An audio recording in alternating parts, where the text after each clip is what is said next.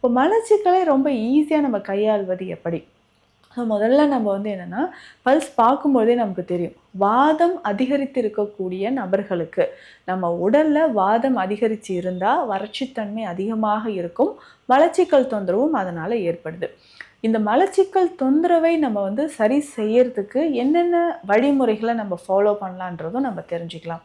இதில் பேசிக்காக வந்து பார்த்தோம்னா, இந்த மலச்சிக்கலை சரி பண்ணுறதுக்கு உணவு முறைகள் ரொம்ப முக்கியம். அதுலேயும் முக்கியமாக அதனோடு சேர்த்து வாதத்தையும் நம்ம சரி பண்ணணும் இல்லையா? இதுலேயே ஒரு சிலருக்கு அதிகமான மூட்டு வலி பிரச்சனையோ, தோல் சம்மந்தப்பட்ட பிரச்சனைகளோ இருக்குது. லைக் சொரியாசிஸ், எக்ஸிமா மாதிரியோ, ஆஸ்ட்ரியோ ஆர்த்ரைட்டிஸ் கம்ப்ளைண்ட்டோ இருக்குன்னு வச்சுக்கோங்களேன். தொடர்ந்து நம்ம என்ன பண்ண போகிறோம்னா, இந்த மலச்சிக்கலை சரி செய்கிறதுக்கான வழிமுறையை ஃபாலோ பண்ணணும். இதற்கு முக்கியமாக பேதி மருந்து, விரேச்சனம் அப்படின்னு சொல்லுவோம்.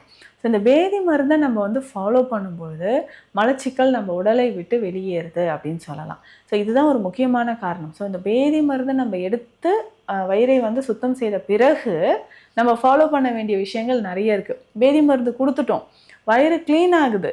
ஆனால் 3-4 நாட்கள், 1 வாரம் பிறகு திரும்பவும் அதே மாதிரி மலச்சிக்கல் இருக்குங்க அப்படின்னு சொல்லுவாங்க. 2 நாட்களுக்கு ஒரு முறை, 3 நாட்களுக்கு ஒரு முறை. இதற்கு என்ன செய்யணும் அப்படின்னா, நம்ம பேதி மருந்து எடுத்துட்டு அடுத்த நாளில் இருந்து இந்த மலச்சிக்கலுக்கு கொடுக்கக்கூடிய ஸ்பெஷல் மெடிசனும் நம்ம ஃபாலோ பண்ணணும். ஒரு சிலர் என்ன கேட்பாங்கன்னா, நிறைய பேர் கேட்குற கேள்வி, மேம் இப்போ வந்து மோஷன் போகிறதுக்கு ஒரு மெடிசன் நான் நைட் சாப்பிட்றேன் இல்லைங்களா, இதுவே பழகிடாதா? எனக்கு வந்து டெய்லி அப்போ மோஷன் நேச்சுரலாகவே போகாது இல்லையா, மெடிசன் சாப்பிட்டு சாப்பிட்டு போகிற மாதிரி இருக்குமே அப்படின்ற ஒரு கேள்வி. என்னென்னா, நம்ம தினந்தோறும் மலம் போக வேண்டும்ன்றது முக்கியமான ஒரு விஷயம்.